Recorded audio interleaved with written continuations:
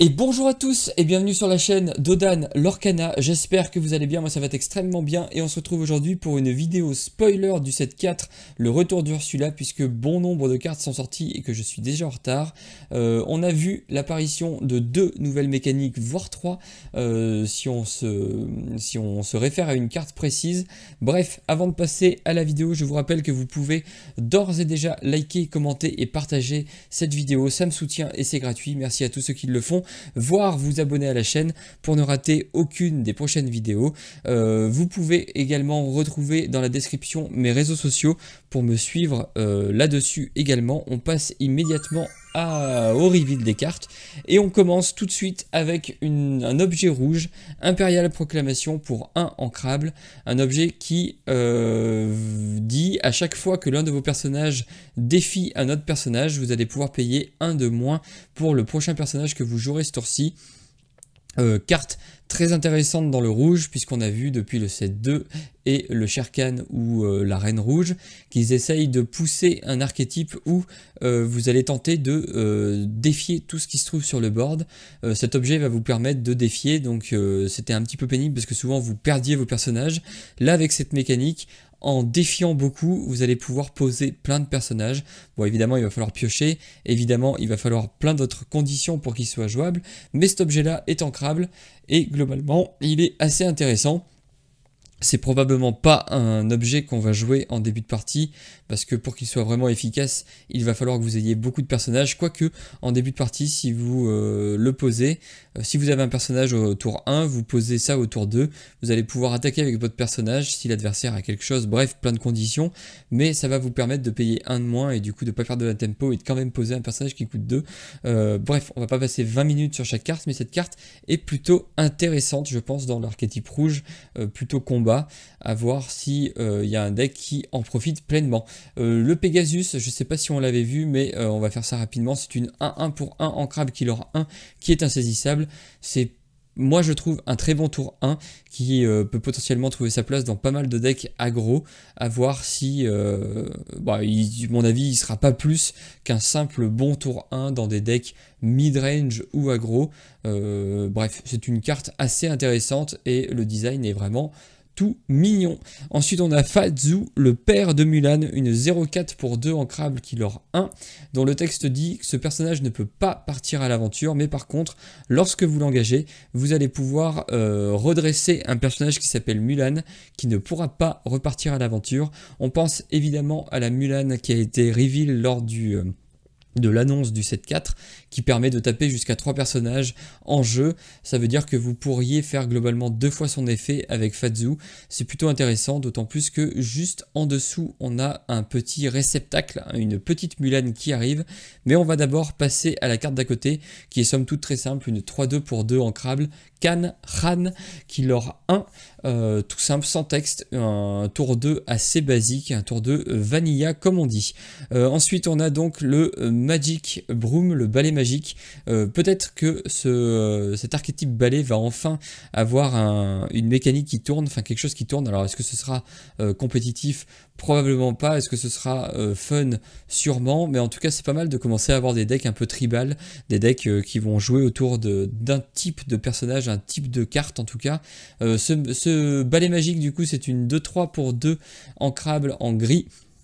Killer 1, et pendant ce tour, ce personnage a insaisissable, du coup il va pouvoir défier des personnages avec insaisissable. C'est une carte plutôt défensive. Dans le deck balai, ça peut être intéressant d'aller chercher des cartes qui ont l'insaisissable. À côté, du coup, on en parlait juste au-dessus, c'est la 1-3 pour 2 ancrables Mulan Killer 1, principalement un réceptacle vu ce qu'elle fait. Son texte dit: à chaque fois que vous jouez une action ce tour-ci, ce personnage va gagner plus 2 d'attaque. Pour l'instant, on le sait, gagner de l'attaque dans l'Orcana, c'est pas très fort, puisqu'on ne cherche pas à réduire les points de vie, mais à acquérir du lore. C'est 2 ressources séparées qui ne sont pas liées entre elles.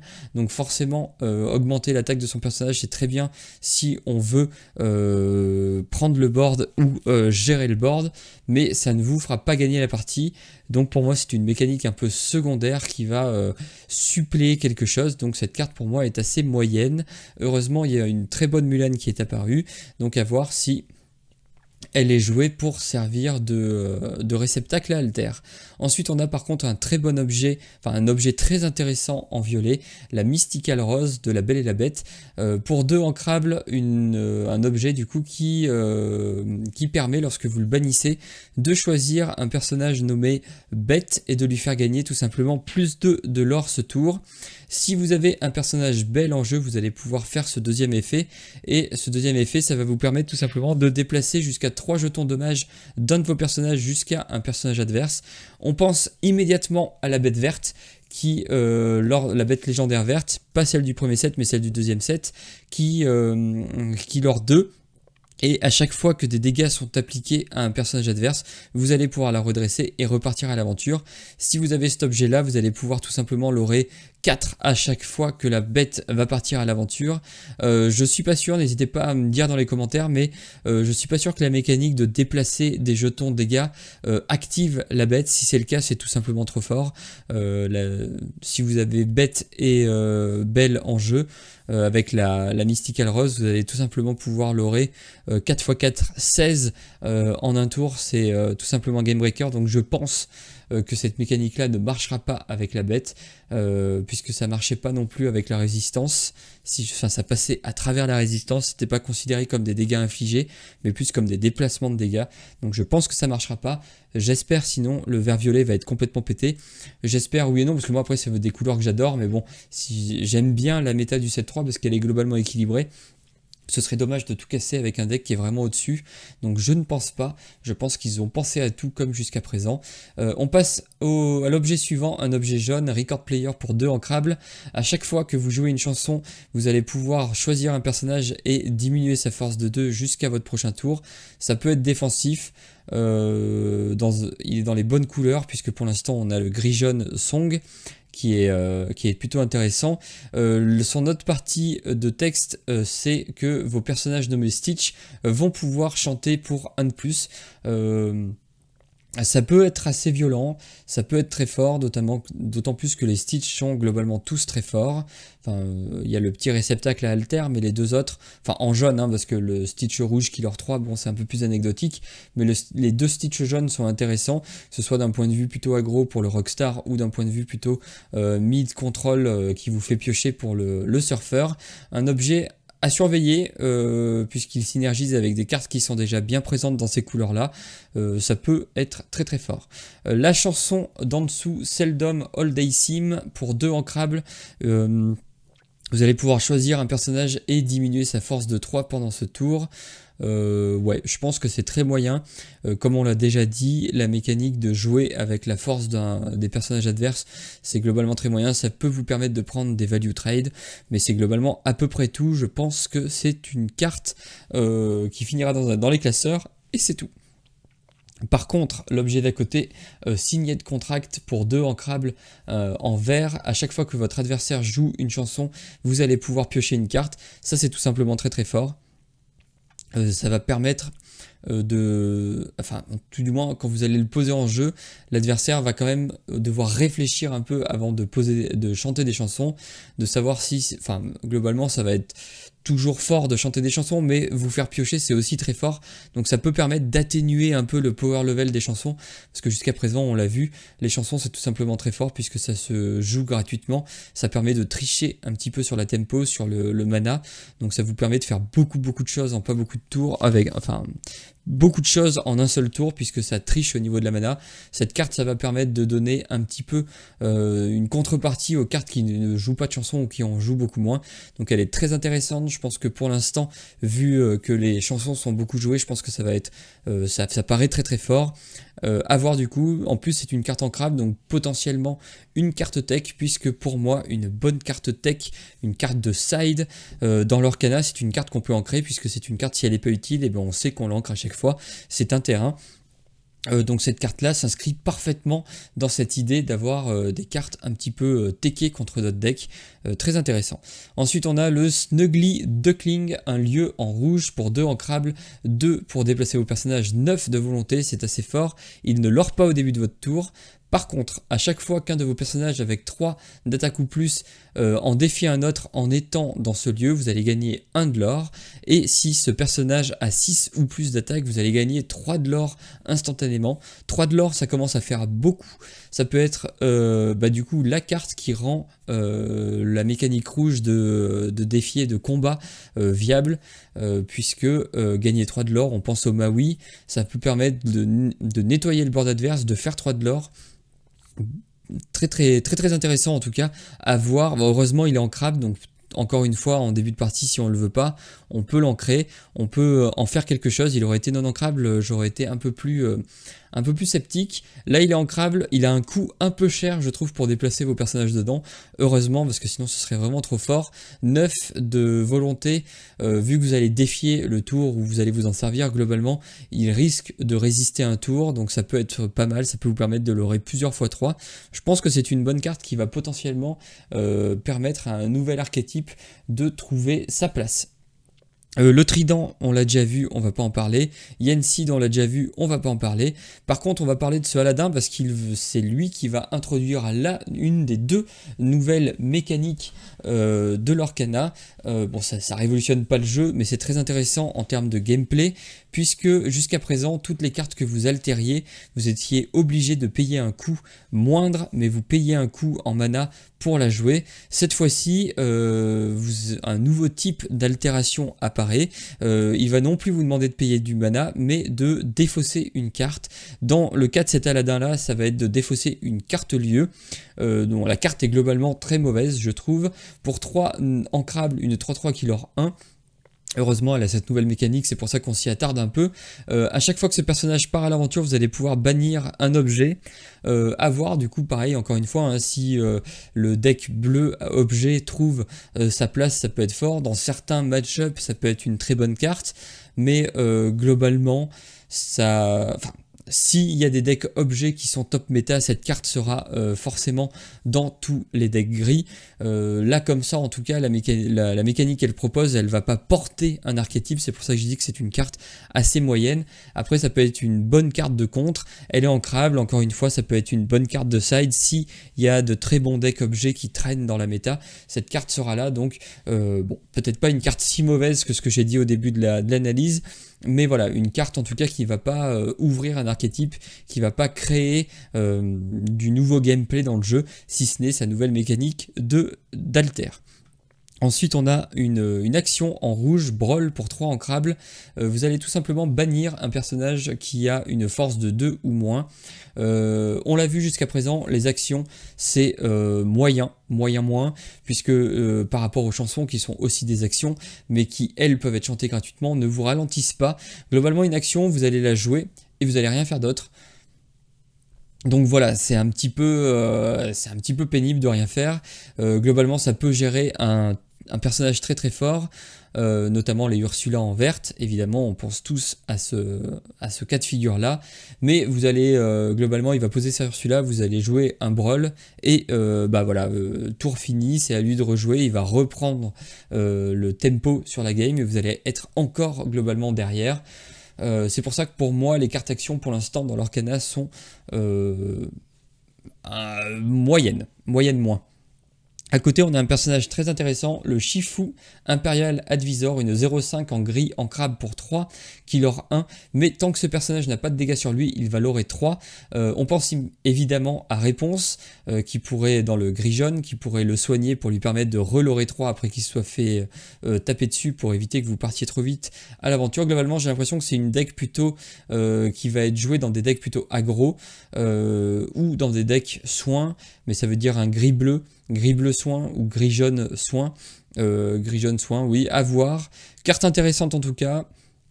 J'aime bien l'idée qu'il y a derrière. L'Oré 3 c'est très fort, donc il va falloir la gérer le tour où elle arrive, enfin tout du moins la blesser le tour où elle arrive pour éviter que son propriétaire en profite trop. Attention aussi à pas la laisser vivante. Bon, jusqu'à présent on laisse pas trop les personnages vivants dans l'Orcana parce qu'il y avait la carte réponse qui permettait de piocher en jaune, donc on faisait plutôt attention à les finir plutôt qu'à juste les blesser. Avec ce personnage là ce sera d'autant plus vrai. Carte intéressante, elle est ancrable heureusement. Et on arrive enfin à la première carte légendaire de cette nouvelle cuvée et qui, moi, tout simplement, me fait beaucoup d'effets. Pour 3 non ancrables, Diablo, Devoted Herald, 2-2 qui leur 1. Elle aussi, elle profite de la nouvelle mécanique d'Alter. Cette fois-ci, vous allez devoir vous débarrasser d'une carte action, donc potentiellement une carte chanson. On pense évidemment en vert violet. Elle est insaisissable, très bon point pour une carte Alter, ça veut dire qu'elle peut partir à l'aventure et ne pas se faire taper illico presto. Et son effet dit pendant le tour adverse, à chaque fois qu'il va piocher une carte, et que ce personnage est engagé, vous allez pouvoir piocher une carte. C'est tout simplement très très fort, puisqu'en gros, le tour où vous allez la shifter, donc ça demande d'avoir un autre personnage Diablo. Pour l'instant, il n'y en a qu'un en violet, qui est assez moyen, puisqu'il vous demande de jouer des maléfiques pour être vraiment efficace et pouvoir faire un regard, si je me semble, enfin regarder la carte du dessus de votre bibliothèque et de choisir si vous la laissez ou si vous la mettez en dessous.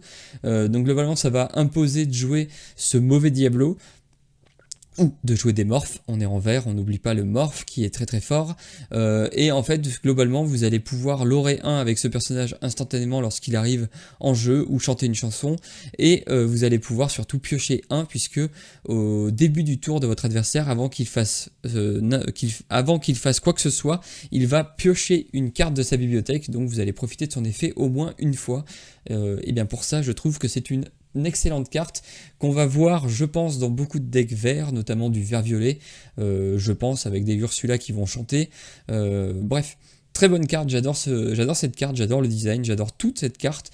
Je suis impatient de l'ouvrir dans les boosters. Ensuite, on a une nouvelle Elsa.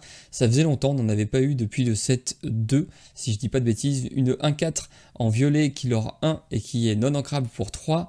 Lorsque vous l'engagez, vous allez pouvoir choisir un personnage qui va gagner Challenger plus 2 et charge pendant ce tour. Ouais, je sais pas trop quoi en penser. Ça peut permettre de nettoyer un petit peu le board, ça peut donner charge à un personnage, peut-être dans du violet-rouge qui veut jouer la nouvelle mécanique de défier les autres personnages. Sinon, je trouve que c'est une carte assez lambda.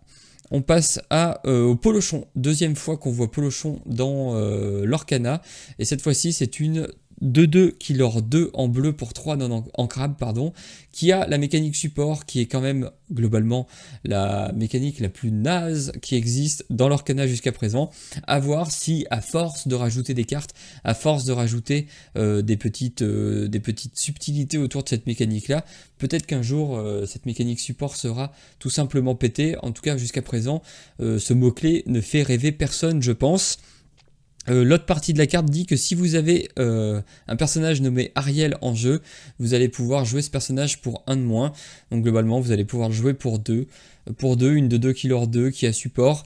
Oui, à voir si on joue beaucoup d'Ariel et si ce personnage est vraiment utile avec sa mécanique support. Je sais pas trop. Le Hans, il me semble qu'on l'avait déjà vu. Par contre, le Hercule juste à côté, on l'avait pas vu. Et moi, il me plaît beaucoup, même si c'est la parfaite copie du Rafiki violet du set 1, puisque c'est une 3-3 pour 3 non ancrables qui leur 1 et qui a charge. Je trouve ça cool que des bonnes cartes comme le Rafiki, parce que ça reste une bonne carte, même si elle est passée complètement en dessous de la Madame Nîmes Renard, qui est bien meilleure, mais ça reste quand même une carte très intéressante pour moi. Du coup, de l'avoir en rouge, c'est très intéressant, ça va potentiellement permettre au rouge d'avoir accès à cette mécanique-là dans d'autres couleurs, donc une carte que j'aime beaucoup. L'illustration est en plus très très sympa. Ensuite, on a pour 3 ancrables Jack en vert, une 1-4 qui leur 2. Lorsque ce personnage arrive en jeu, vous allez pouvoir choisir un personnage adverse qui va gagner combattant durant son prochain tour. On a déjà eu beaucoup de mécaniques comme ça dans le set 1 et le set 2, voire le set 3 avec Tiberius Rourke. D'ailleurs, avec Tiberius Rourke, ça peut devenir très intéressant dans un deck qui veut prendre son temps et qui veut réduire le lore de l'adversaire. Bon, le problème, c'est qu'il faut avoir des personnages à défier, donc potentiellement lui offrir des personnages, ou alors cibler des petits personnages. Ouais, c'est une mécanique, je trouve, qui est un peu compliquée à mettre en place, qui demande beaucoup de setup pour finalement pas grand chose si proposer à l'adversaire de détruire votre board en contrepartie, il ne peut pas aller lorer. Je suis pas hyper fan de cette mécanique pour l'instant, donc pour moi c'est une carte globalement mauvaise.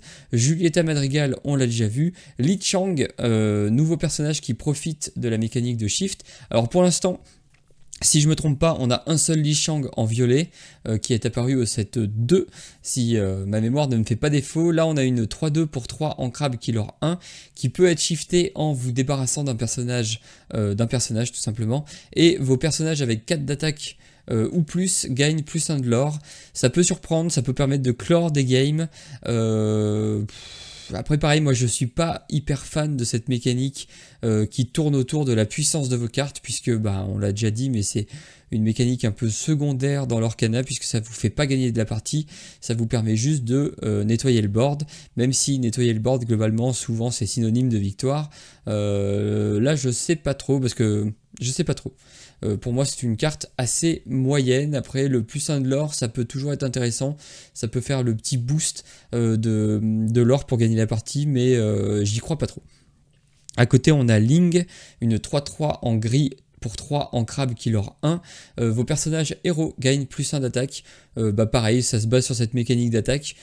Moi je suis pas convaincu, alors après peut-être que le futur me donnera tort et que je m'en voudrais d'avoir dit ça, mais pour l'instant en tout cas j'ai l'impression que non, c'est pas une très bonne mécanique et donc cette carte est une carte pas très bonne.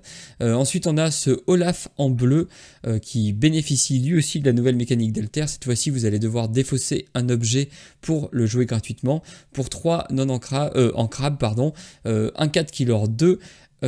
Et à chaque fois que ce personnage part à l'aventure, chacun de vos autres personnages vont gagner un montant d'attaque égal à l'attaque de ce personnage pour ce tour-ci.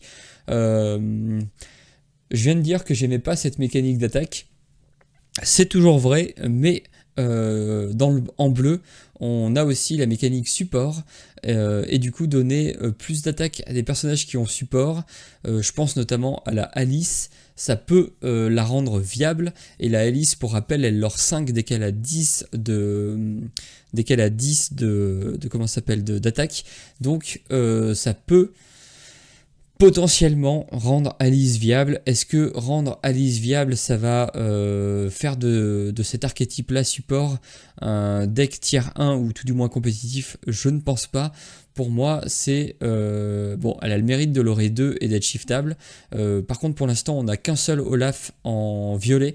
Donc ça impose de jouer du bleu-violet pour profiter des 2 de l'or et de son effet à coup sûr. Ça demande de jouer beaucoup d'objets. Bon, en bleu, on a la glace à l'eau, on a la plume, on a pas mal d'objets intéressants en bleu. Mais non, globalement, je ne suis pas convaincu par cet Olaf. D'une, parce que la mécanique support est globalement naze. De deux, parce que la combinaison de couleurs est somme toute assez exotique pour l'instant.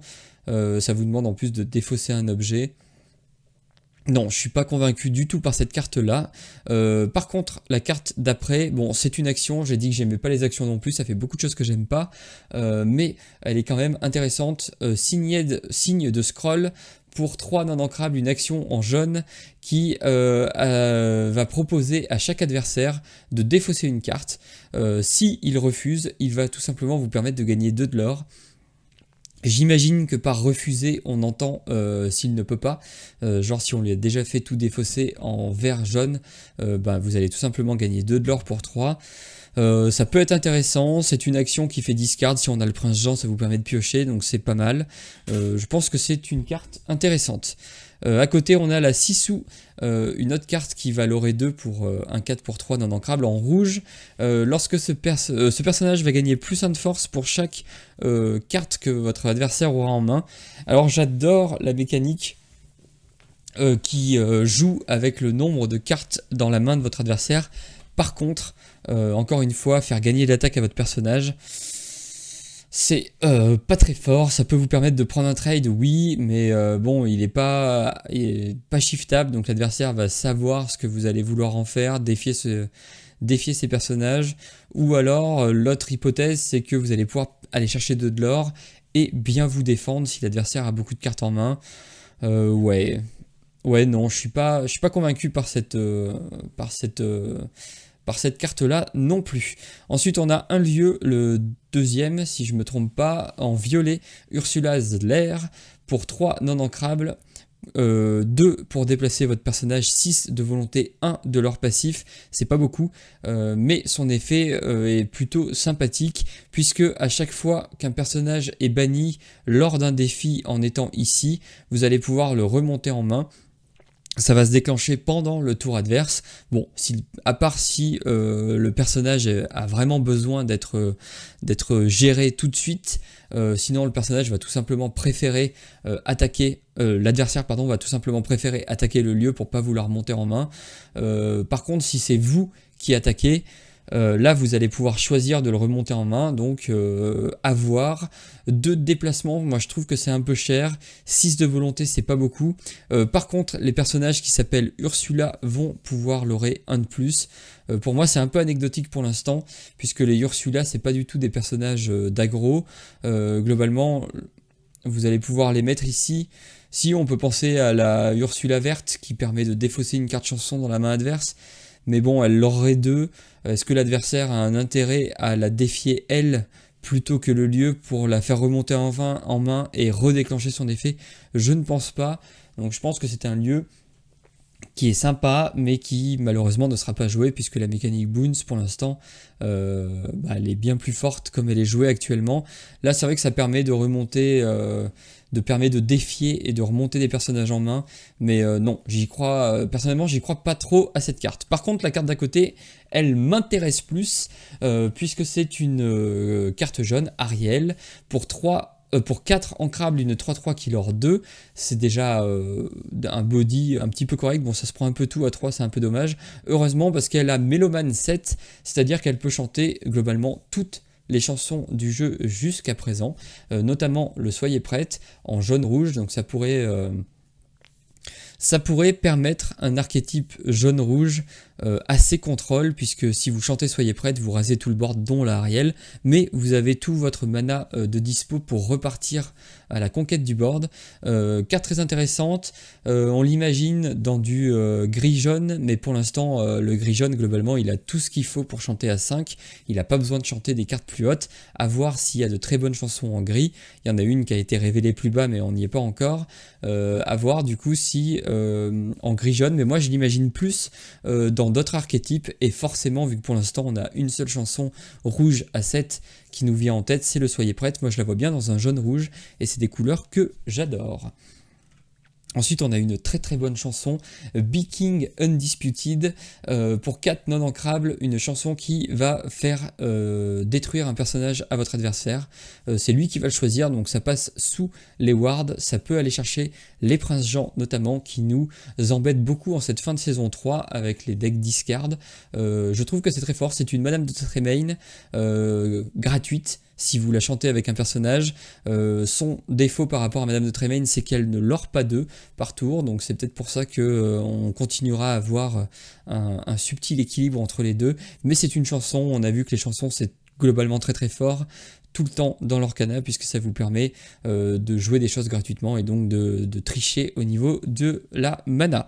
Ensuite on les a déjà vus, les 2 cartes d'après. Par contre Gunter on ne l'a pas vu, une 3-3 verte pour 4 non ancrables décidément, qui leur 2.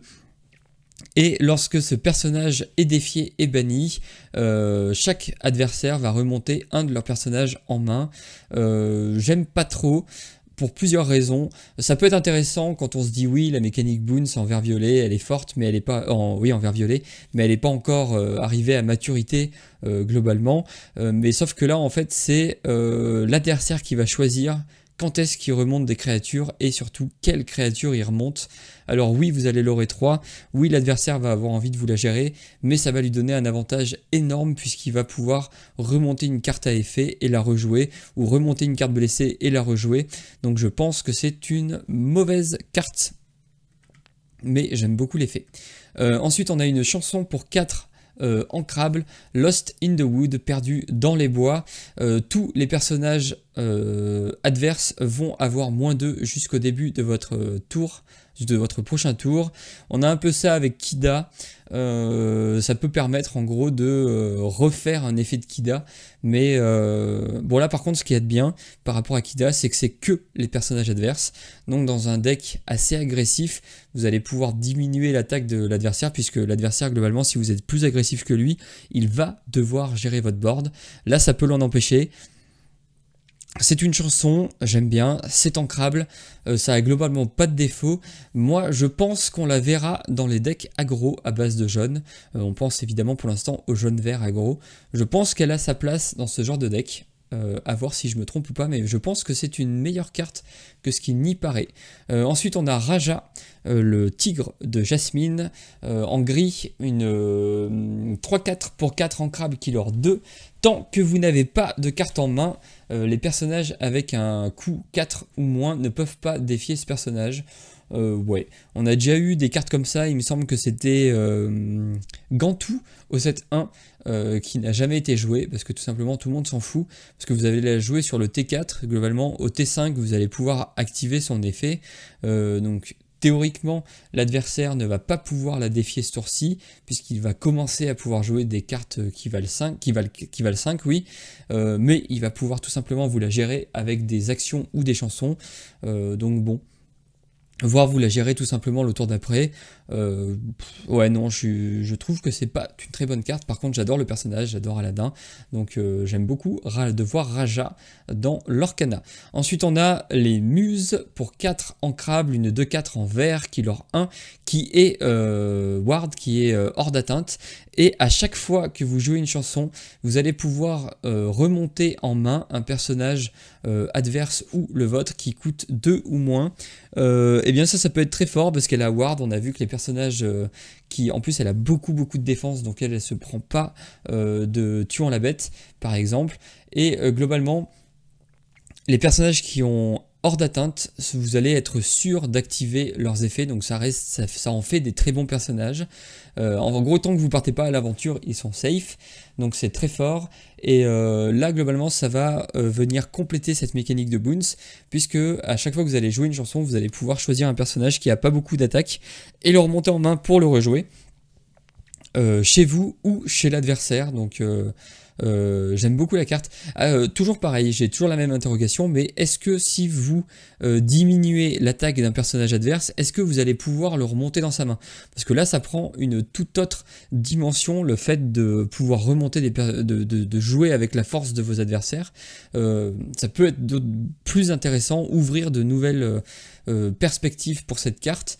Même si globalement on l'a vu, remonter des cartes dans la main adverse c'est jamais très bien, ça fait que retarder l'inévitable, voire lui permettre de rejouer des effets de pause, donc on n'aime pas trop normalement, mais voilà, ça peut être cool. En tout cas j'aime bien les cartes hors d'atteinte qui ont des effets en plus qui se déclenchent après, puisque vous allez être globalement sûr de pouvoir les faire. Ensuite on passe au lieu gris, le mur, pour 4 ancrables, 2 pour déplacer vos personnages, 8 de volonté. Tant que vous avez un personnage engagé ici, vous ne pouvez pas défier vos autres lieux, enfin l'adversaire ne pourra pas défier vos autres lieux. Et ben c'est plutôt très intéressant comme lieu pour le coup, puisque si vous déplacez un personnage avec rempart, vous allez pouvoir l'incliner dans la muraille, et tant qu'il sera incliné, le joueur adverse ne va pas pouvoir défier vos autres personnages, et ne va pas pouvoir non plus défier vos autres lieux. Donc là ça fait, pour le coup la carte est parfaite, la muraille c'est exactement ce que ça va devenir, à voir si il y a un deck rempart qui trouve sa place. Moi j'ai toujours un petit espoir avec le petit Jean qui permet à vos personnages remparts de leur rien de plus. En gris on l'a pas du tout vu pendant le set 3. Là avec cette carte là ça peut devenir très très fort. Ensuite on a une autre carte qui est très intéressante, c'est la Ursula en jaune, c'est la première fois qu'elle a ces couleurs là. 4 non ancrable 2-4, Killer 2. Elle est non ancrable, mais elle profite elle aussi de cette nouvelle mécanique de discard alternative. Cette fois-ci, vous allez devoir vous débarrasser d'une chanson. À chaque fois que ce personnage part à l'aventure, l'adversaire choisit, révèle sa main, et vous allez pouvoir tout simplement lui défausser une carte non personnage de votre choix. C'est très intéressant pour le vert jaune discard qui pour l'instant est moins fort que le vert gris discard. Avec cette carte là, ça peut changer la donne puisqu'elle donne une seconde vie, une utilité à la petite Ursula qui permet d'aller défausser déjà une chanson dans la main adverse. Elle lord 2. Elle va permettre de continuer à activer cet effet discard à chaque fois qu'elle part à l'aventure. Donc l'adversaire va être globalement tenté de vous la faire, de vous la détruire. Parce que même s'il a plus de cartes chansons en main, vous allez tout le temps prendre connaissance de sa main et ça peut être très fort. Ensuite on a le jardin d'Ursula. Bon là elle est très très moche, normalement elle est dans l'autre sens. Pour 4 ancrables, un lieu vert, 2 de déplacement, 7 de volonté. Dont le texte dit... alors je vais essayer de le lire, je ne me rappelle plus. Tant que vous avez un personnage engagé ici, alors attendez, j'arrive pas à lire. Ah oui voilà, pardon, j'arrivais pas à lire le -1, je me disais c'était drôlement nul. Et tant que vous avez un personnage engagé ici, les personnages adverses vont l'aurer 1 de moins. Ça c'est tout simplement une carte en vert qui va permettre de ralentir les aggros puisque le joueur adverse va être obligé, s'il veut, à part s'il est vraiment très très haut, mais s'il veut profiter de ses loreurs à 2, il va être obligé de venir taper le personnage que vous avez placé dans ce lieu là. On peut imaginer un personnage avec beaucoup de défense qui va lui demander de taper avec beaucoup de personnages et donc de perdre du temps. Il peut aussi choisir de taper le lieu, mais il a 7 de volonté, c'est assez fort. Il lord 1 à le début de chaque tour. Moi je trouve que c'est une très bonne carte contrôle en vert. J'aime beaucoup. J'aime beaucoup. Ensuite on a Tien Po, 4-7 pour 5 ancrables en gris, rempart. On parlait des remparts, celui-là il est quand même assez costaud, il lord 1, je pense que c'est plus une carte de scellé qu'une carte de deck, de construit, sauf si la mécanique rempart devient très très forte, alors forcément il trouvera sa place parce qu'il a quand même un bon body. Donc carte situationnelle, mais on va passer très vite parce qu'il n'est pas non plus game breaker. À côté on a Kriki pour 5 ancrables, une 3-4 verte qui lord 3. Lorsque vous jouez ce personnage, vos autres personnages gagnent plus 3 de force pendant ce tour. Globalement, lorsque vous le jouez, vous allez pouvoir nettoyer le board adverse et potentiellement vous assurer 3 de l'or, sauf si l'adversaire vous le gère avec une quelconque chanson, un Zeus par exemple. Oui, ça peut être fort dans un vert rouge. On se rappelle le lieu qui dit qu'un personnage qui a 6 ou plus d'attaque peut vous rapporter 3 de l'or. Ça peut être pas mal. Ça peut être pas mal, mais très situationnel, uniquement si le lieu a résisté, si vous avez des personnages déjà déplacés dans le lieu et si vous avez des cibles pour défier. Donc bon, une carte que je trouve très mignonne, mais qui peut être complètement pétée, mais qui peut aussi être complètement naze. Donc une carte pareil, un peu moyenne. Ensuite on a vu Thor, le fleuriste, 4-7 pour 5 ancrables qui lord 1, une carte de scellé, une très bonne carte de scellé, une très mauvaise carte de construit. On passe immédiatement à la carte d'après, qui elle est beaucoup plus intéressante. We Don't Talk About Bruno, une chanson en vert pour 5 ancrables. Vous allez pouvoir remonter un personnage dans la main de son propriétaire et ensuite vous allez lui faire défausser une carte au hasard. Donc si vous remontez un personnage dans votre main, vous allez vous défausser ensuite d'une carte au hasard, pas très intéressant, c'est plus une carte de contrôle et c'est là qu'on a la troisième petite mécanique, puisque c'est la première fois que la mécanique discard se fait au hasard, c'est-à-dire que d'habitude c'était soit le joueur qui devait défausser, qui choisissait la carte qu'il voulait défausser, soit c'était vous en regardant sa main où vous choisissiez la carte que vous vouliez défausser chez l'adversaire. Donc là cette fois-ci c'est random. Si l'adversaire n'a plus de carte en main, si vous avez réussi votre stratégie discard, et c'est tout simplement un removal de créature un petit peu alternatif, puisque vous allez le remonter en main pour ensuite le défausser, activer votre prince Jean accessoirement.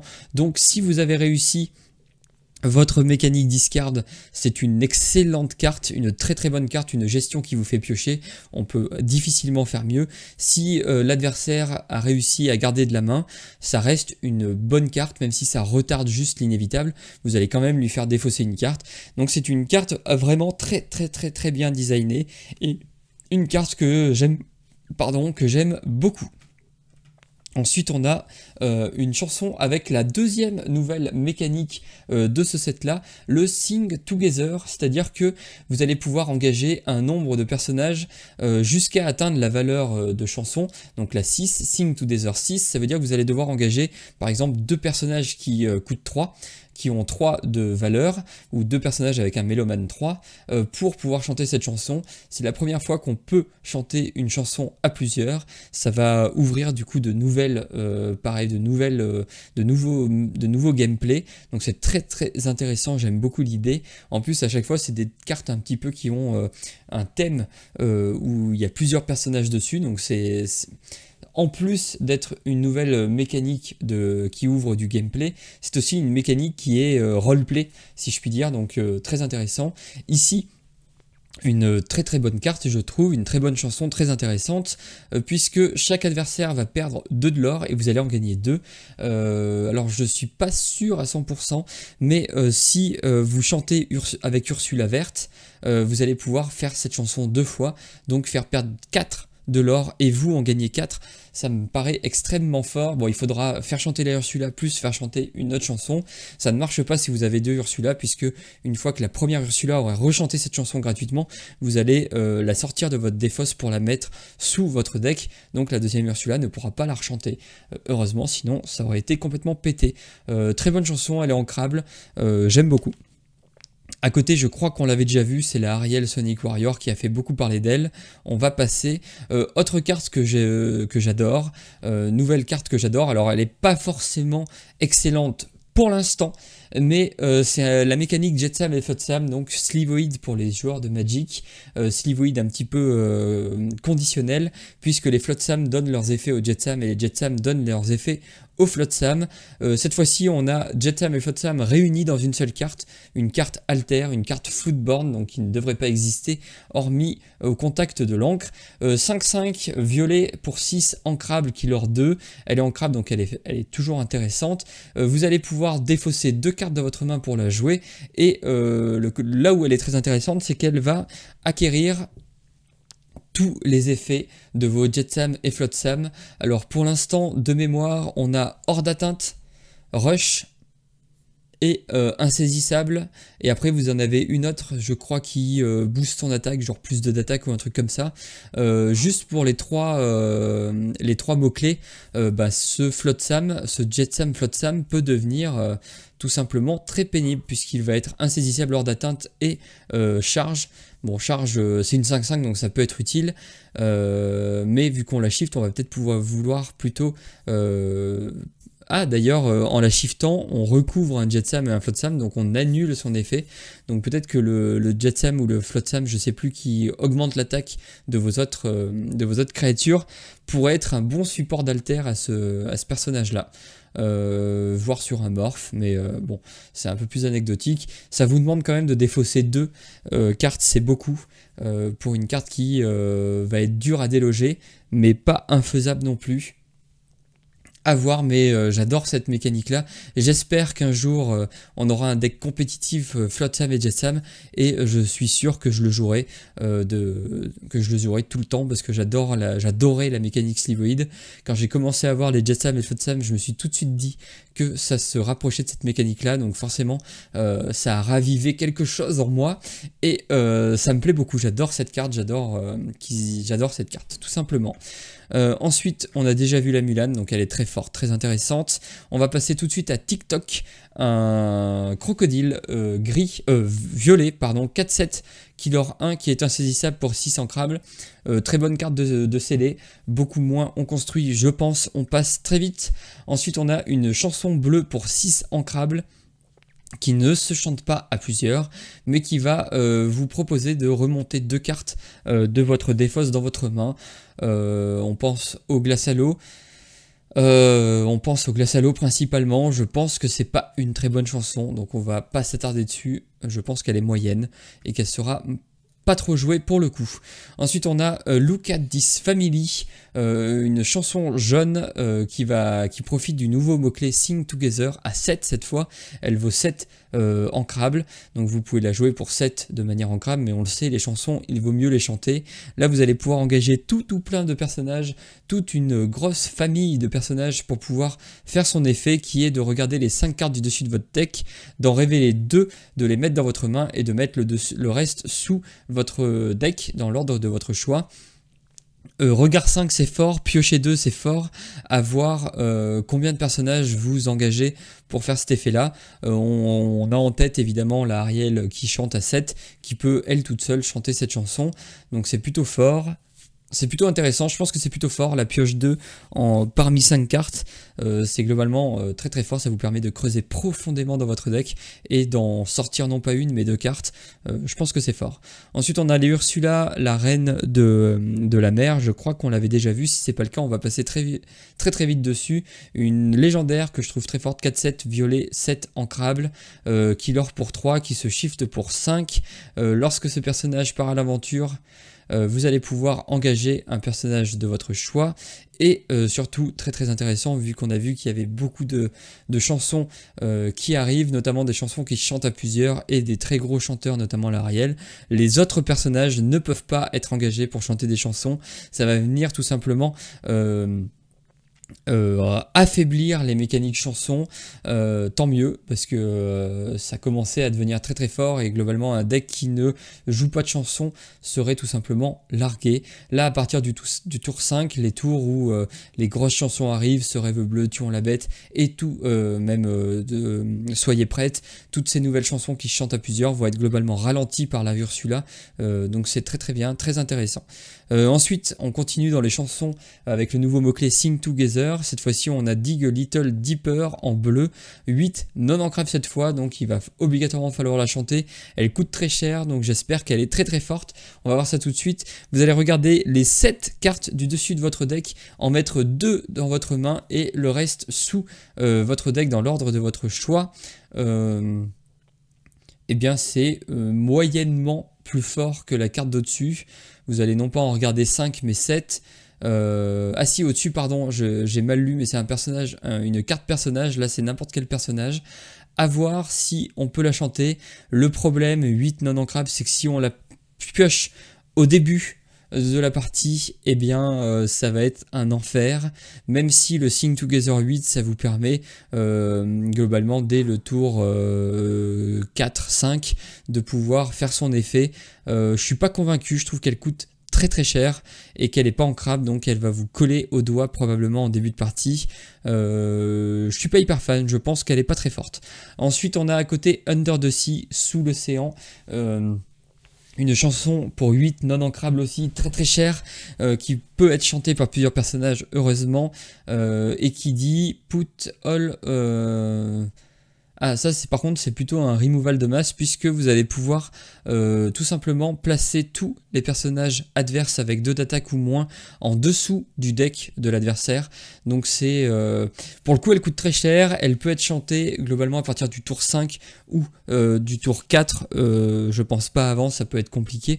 Quoi qu'on a des cartes Méloman 4 en jaune qui se coûtent 2, donc potentiellement dès le tour 3 vous allez pouvoir débarrasser le board adverse, donc peut-être un deck vert jaune contrôle. Un peu de mal à voir un archétype vert jaune contrôle pour l'instant, mais une carte de gestion qui peut être très forte, notamment contre les aggros.